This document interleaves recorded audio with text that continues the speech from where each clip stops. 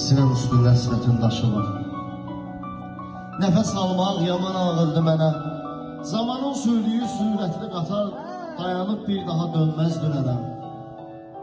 Gecənin qaranlığından qorxdum. Mənə sənsizliyi hiss etdirəcək. Elə bir işarə yoxdur, baxdım, sənə mənsizliyi hiss etdirəcək. Bizə eşq məhkəməsi qurdu fələk. Bu soyuq münasibət çıxdı üzə. Belə biganəliyin axırı demək, bir ömür ayrılığın yazdı bizə. İnciyib, getdi, itirdi izini. Bir xəbər yoxdur o illərimizdən. Darxanda xoş günlərin özünü tapıram köhnə şəkillərimizdən. Məni sevən çox olsa da bu həyatda tənhayam mən. Ruhum canımdan ayrı, Məcnun düşən səhrayam mən. Səhrayam mən, xəyalam hülyayam.